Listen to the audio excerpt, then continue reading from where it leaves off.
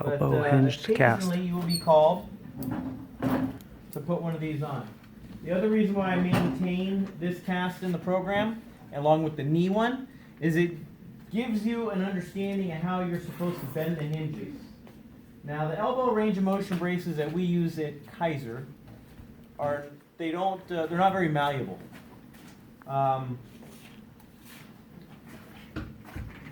But the knee ones are. So you can see I'm planning for this cast to be in 2 stages already. You got 2 completely separate stockinettes. A true elbow hinge cast is going to have the hand in it, where the elbow hinged cast brace does not.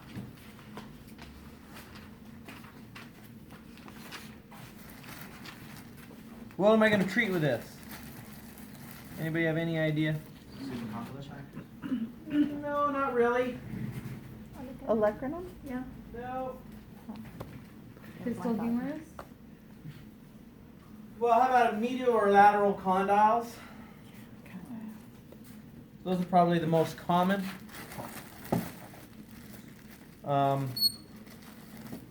You can also treat some medial or lateral collateral ligaments of the elbow. So right now, it's just going to look like a standard long arm cast, except my stockinette, right? Parameters are all going to stay the same. You guys should be getting really good at wrapping Weberable by now, right? All of you?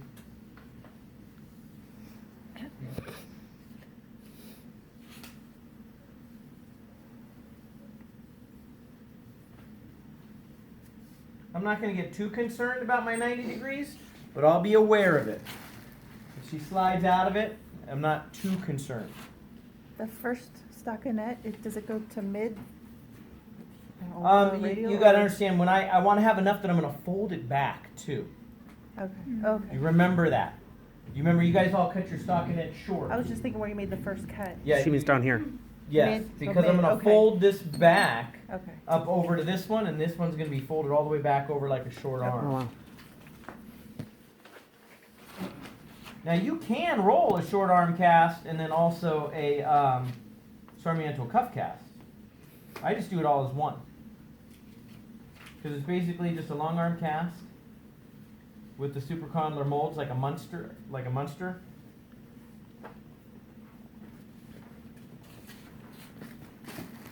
Again, not a very common cast. I'm going to take it up a little higher than I would a long arm, just because I know that this hinge is going to be long on her and we can't go bending it. Got it? I can't cut this hinge down. So people that are rolling on short arms, you're going to struggle a little bit more. The proximal part of this cast is truly a Sarmiento cuff, and the distal portion is a short arm cast. So make sure you pad accordingly. I don't need to spend a whole lot of time on the Olecranon, because that's going to be completely out of the cast, right? But I will spend some time where my borders are going to be. Got it? So I also keep that in mind when I'm rolling the cast, too. I'm going to build up a little areas where I think I need to be built up, especially when I'm doing Munsters and Sarmientos, where these molds are, where that border is going to be. That might be a little bit thicker because I can't take my money roll back to that area. And I want you guys to start thinking about that as you're rolling your casts. You got a water? Point.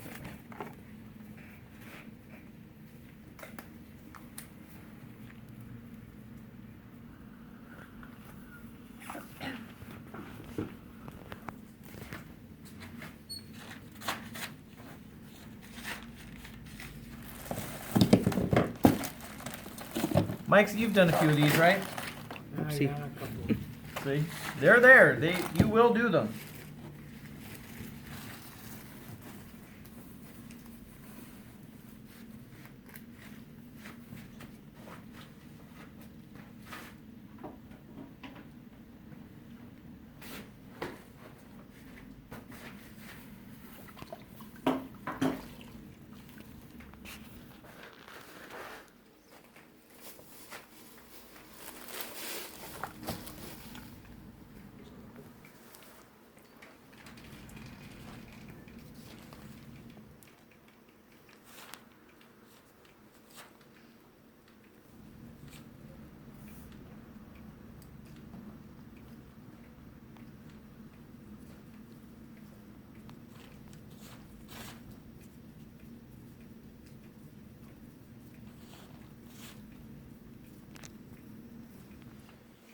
you should pay real close attention to the supination and pronation.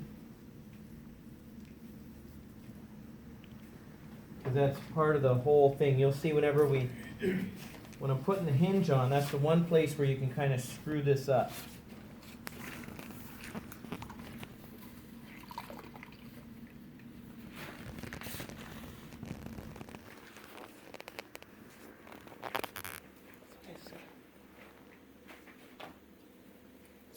You said it's a Sony until it's not really up to the AC. Yes. It's a little bit higher than, say, I would do a long arm cast. There you go. So I have 2 rolls of plaster.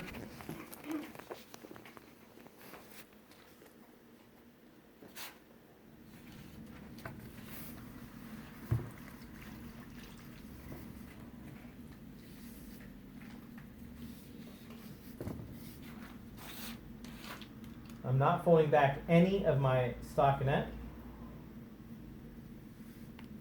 Still putting my standard posterior splint on.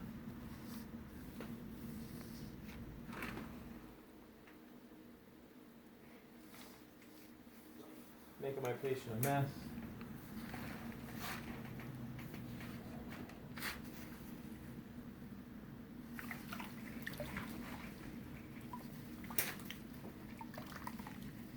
As long as there's no plaster on me, I'm happy.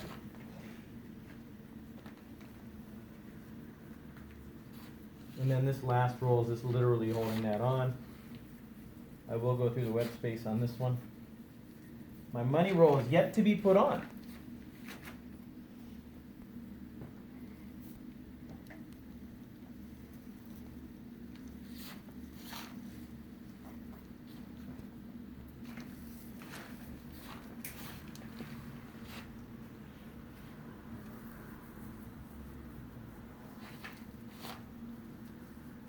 Going to make sure that I give her a little bit of pronation. I get my 60s handshake, just like your long arm cast. Right? You guys got this? No problem. I got my Munster molds in there. Right? Don't hold the arm out. Put it down to their side.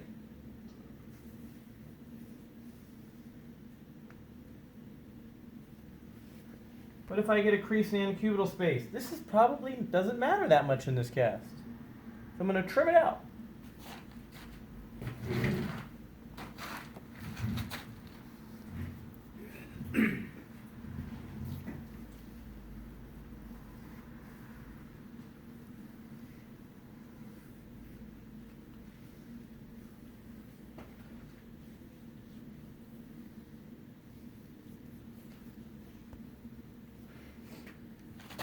So medial-lateral epicondyles, medial-lateral collateral ligaments, probably the most common. Intra-articular fractures, meaning medial-lateral epicondyles as well. Those are all would be.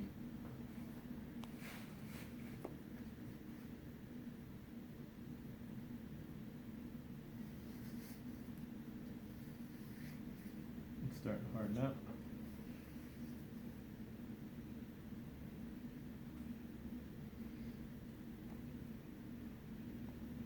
Now my molds are in here. Where's my cutouts going to be? Below, down here, right?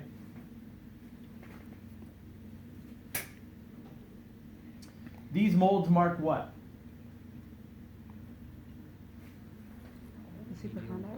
Exactly, which is where? That's the joint. That is the joint line.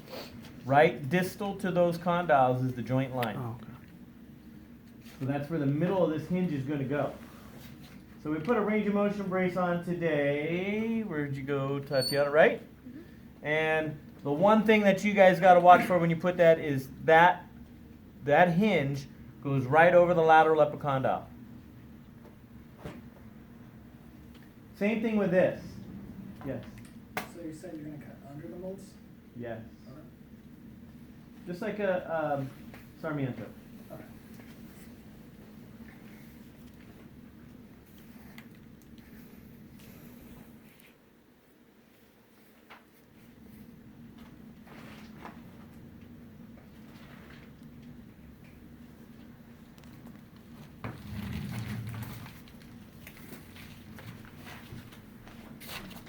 But immediately know that this is gonna fold down.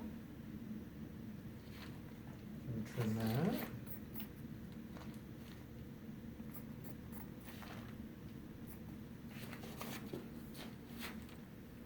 Still making a long arm cast.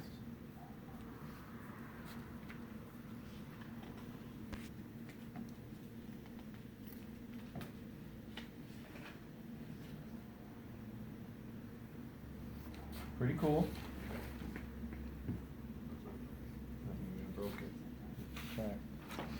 Anybody got a pen? I got a little. Well, I can't. yeah, I'll already use that. I got a part. You got one? Marker? Marker, yeah.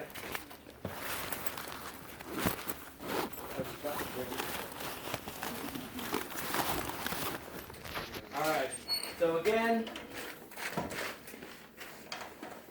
that's one cutout. I'm marking it now.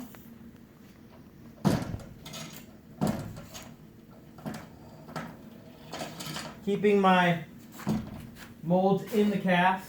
This is about my short arm.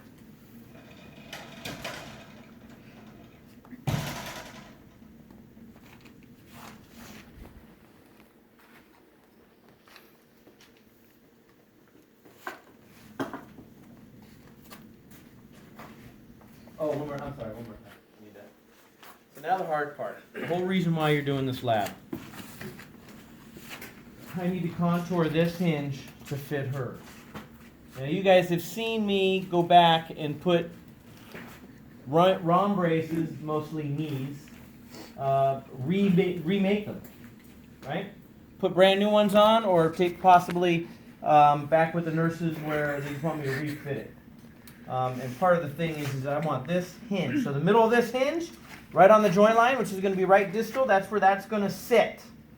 Okay? This doesn't do a too bad of a job. I want this to contour to her the best that I can make it.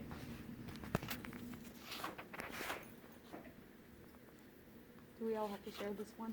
No, we have other hinges. Okay. Might take a while.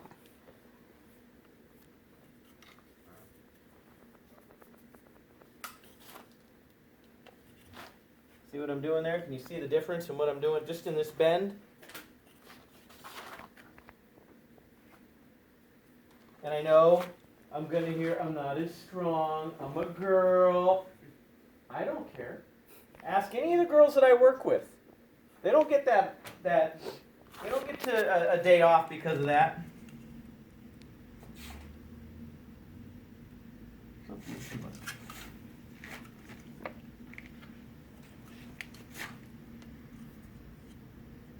I like that. I want it to, as much contact with the cast as possible.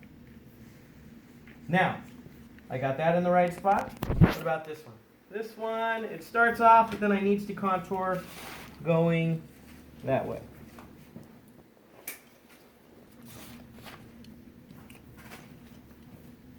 Ah, look at that. Contour is pretty good. I like it. This plastic is supposed to tilt down. You're supposed to, you can use tape. We don't have any tape, so you're going to have to really put your fiber, your plaster on real tight to get it to contour down. Okay? Now, once I got this lined up, now her elbow's pretty good 90 degrees, so that means that this hinge should be 90 degrees. Right? You want it to match the anatomy. The last thing you want is a hinge that, if her elbow's at 90 and the hinge is at 75, it defeats the whole purpose of the hinge because we can't dial things in. The other thing that you're going to mark is I'm going to mark exactly where I want this thing to go. Make sure you mark as much as you can.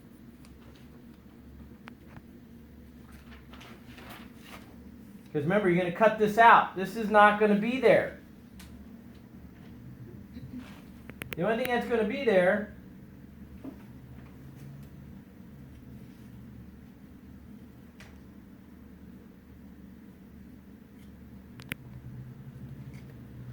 all you're going to see is this portion and this portion. This is all gone. So you got to be able, when you line that up, that it's all going to be, it's going to line up real nicely for you. This also, what it does, is the second that you make this cut, if they supinate and pronate, it's going to throw you completely off. Oh, yeah. It makes it to where the supination and pronation is perfect as well. Got it? Now, why not do hinges on both sides? It's a good point. I have done hinges on both sides of elbows, although we found we really don't need it. On knees, we typically do hinges on both sides. Because they bear with a lot of weight. It's hard to tell. I think it has to do with the last few degrees of extension you rotate. So sometimes that's why they put 2 hinges on versus 1. You can rotate through the brace a little bit. And you definitely can in most hinge braces. Because if you couldn't, then you wouldn't be able to extend all the way. Move on, man. Sorry. I was filming you. So now I'm going to cut that out, and I'm going to completely rely on the fact that I made those drawings perfect.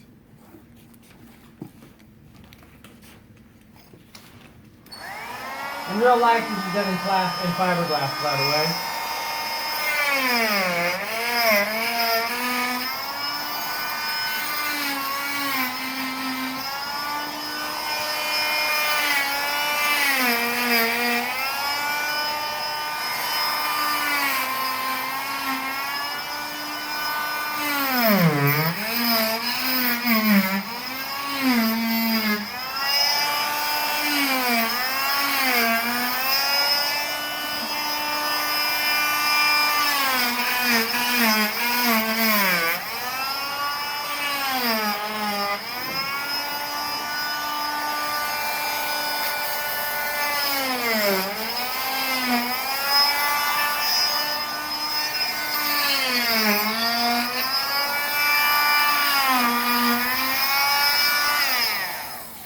So what do I know so far? I know that this is gonna tell me where my supination and pronation goes, and I know that I'm 90 degrees.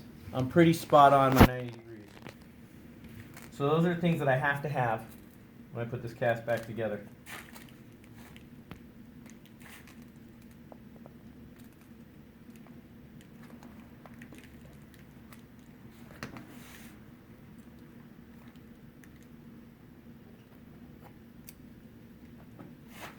Yeah, I can go ahead and straighten her out a little bit. I need to make sure I pad enough padding on each edge that I'm folding padding back.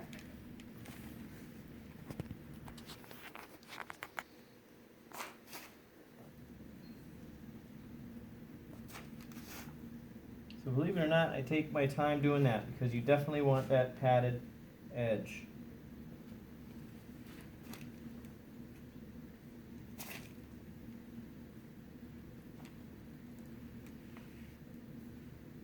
If you think you just pull some out, be very careful of that.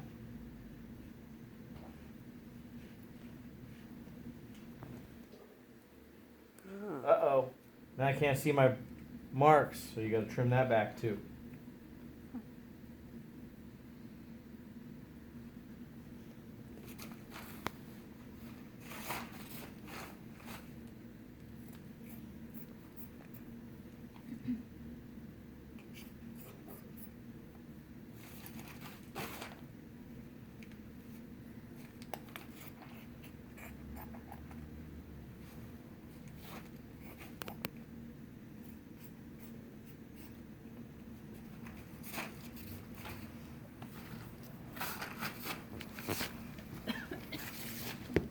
Yeah, I am, but I'm also looking for gloves.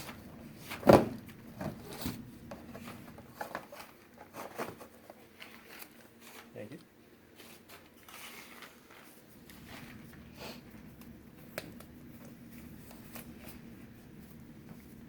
Technically, you could just do half and then go back and do the other half. Chris, did you bend the arms different direction? It seemed like when you contoured them. Yeah. Like one's kind of inward, one's concave. It all depends on the arm. Arm, okay. Got it. You know, it really, really does. You can always go back and double check what you're trying to get. Remember, This is going to line up my supination and pronation, and whether I have 90 degrees or not, I need to make sure I have 90 degrees. When it's all not together, it seems easy, but when it's all not together, it's pretty easy to lose sight of what's going on. The other thing too, as soon as I put a roll on it, remember I need plaster, wet plaster, smushed in between layers here. Does that make sense? You need wet plaster, then this, then wet plaster over top. So as soon as I put that wet plaster on, I lose sight of what's going on. Do you have the patient assistant hold the thumb or anything like that? No, No? I try not to get the patient to do anything because they do nothing but screw me up. The hardest patients to roll on, I swear to God, are the ones that don't care. Go ahead, put a cast on me. Go ahead. And you're like, hold your arm up, and then you just go right back down. Hold your arm up, right back down. Hold your arm right back down. It drives me nuts. It happens with the feet too.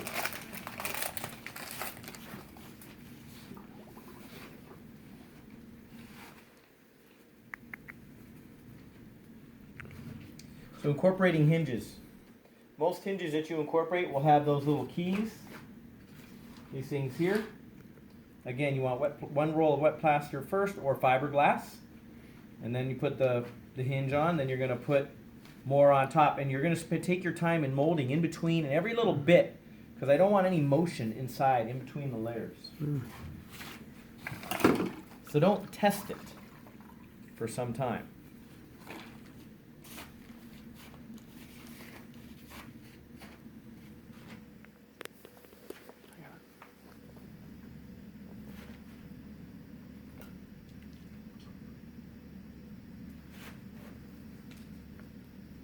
Remember I told you it has to be tight to get that to curve?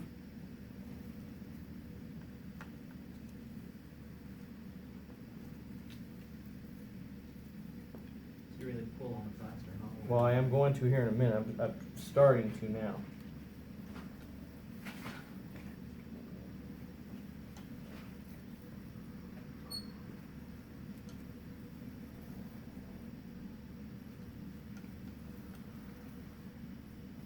You're not going to make it too tight because it's already hard underneath, right?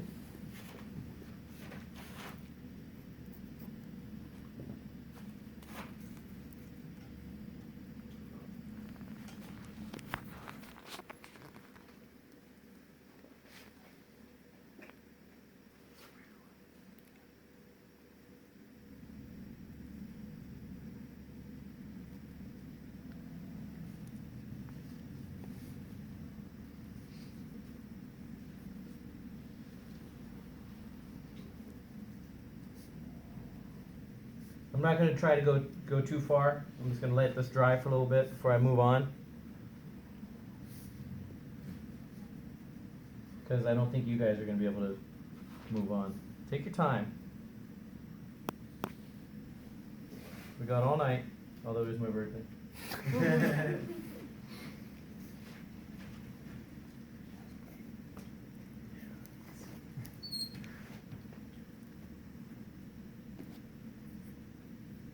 But when you're all done, you should actually see where the hinge is, kind of underneath the cast.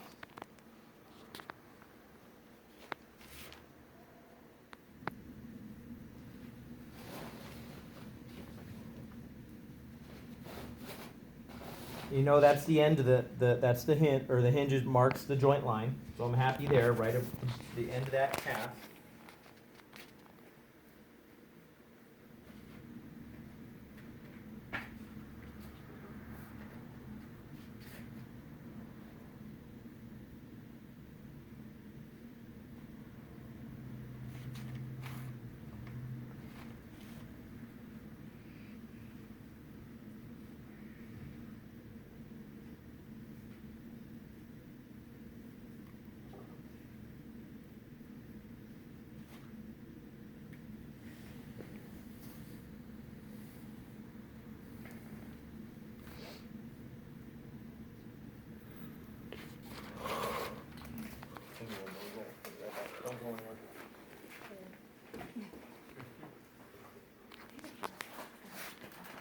Taylor, you not see tape? What do you mean? I don't know. No, are you moving? Oh, what I saw.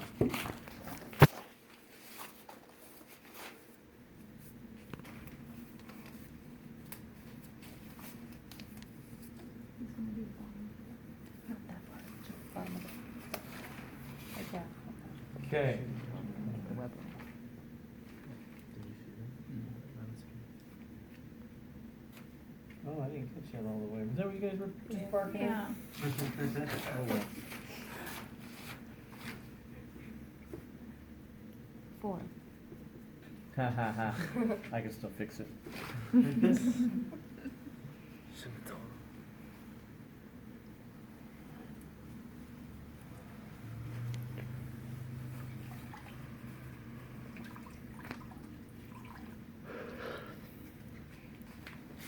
Okay, this is where it gets tricky again. So I'm going to start a little below it because I don't want to have to go back to this. I'm going to go ahead and just catch the hand now.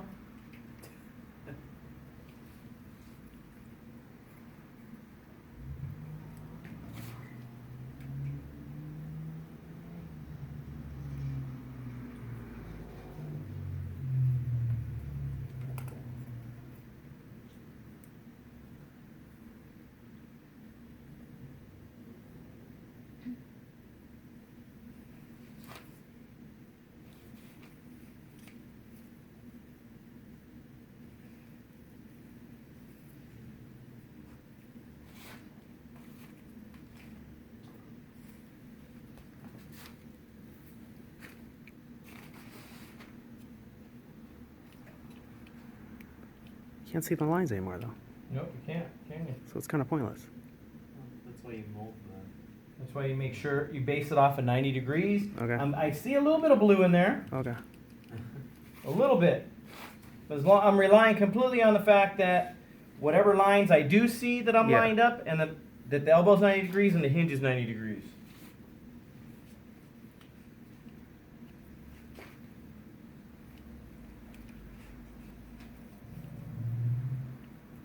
And if it's contoured, if you did it right, it will line up real well with the cast.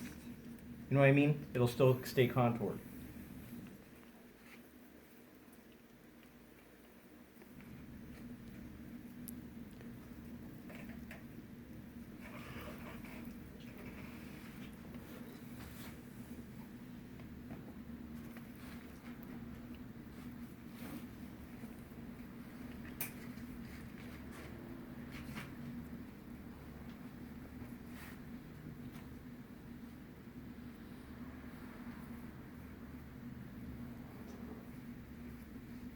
But you could tell I was trying to make just that one layer of fiberglass or plaster down where I could still see some markings to get me in the right ballpark.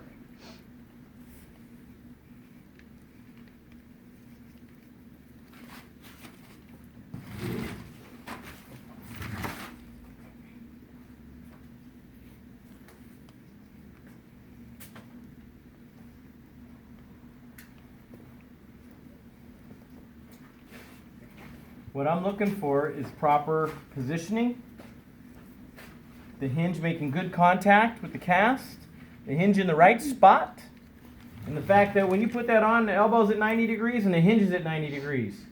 That is what I'm looking for. You do all those, I'm a happy man.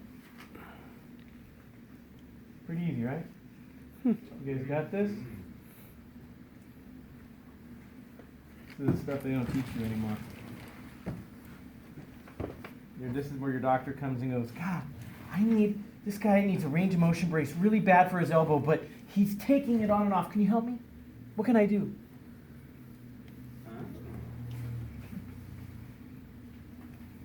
Or he's mentally retarded and he rips the casts off. I've done a few of those. That's where I've done most of my braces, my cast braces.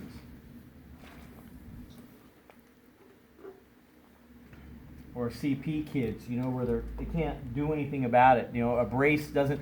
If you haven't figured this out already, not all braces fit somebody. You have to customize, make it happen. There's cases where no matter what you do, you still can't make it happen. Their anatomy is just different. So another reason why you may put one of these on. But you're going to be the one that brings it up to the doctor. Oh yeah, I can do cast brace.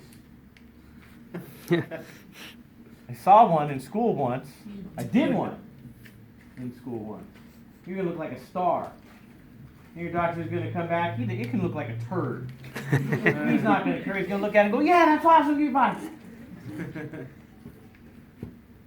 So Chris, do you want the hinge kind of like that, like almost a little past the elbow, kind of? Right on the edge of that mold. Right. Okay. Because that's your border. That's Okay. your So right at the edge. Okay. that's your joint line Okay. is right there. Got it. Got it? Any questions? Go ahead. I'm not trying to criticize. It looks like it slipped a little bit. Does The whole pull- hinge? Does that pull? No. This is the top part. Does that pull? Well, we know that these things slide down. Right, but does that mean that she's not at 90 anymore? Well, I think her elbow's at 90, or her arm is at 90, don't you think? This definitely looks at 90. Yeah, but look at her arm. If I put her cast on, gave it to you just like that, Yeah. to me that looks 90. It looks like she can extend just slightly. Oh, is she supposed to be able to extend? Yeah, Oh, I thought she wasn't that's the supposed whole to be able purpose to of this. extend. No. She's supposed to be able to flex and extend. Just not pronate supinate. No, she won't be able to supinate and pronate. Right. And she won't be able to varus valgus load. Oh, okay. Okay? That makes So sense. how I would double check everything is I just make sure that my mold is on par, and it is, because that's her condyle right there. I got my two fingers are touching. So right beyond that bone is her joint. That's in the right spot. Now if that's in the right spot, as long as my supination and pronation lines up, if her elbow's at 90 and the hinge is at 90, that's what you want. Got it? Now I think what you're referring to is the hinge is further down maybe, Yeah. and so there it's throwing the look off. Yeah. But as long as you're on the corner there, Okay. I'm happy. As long as you're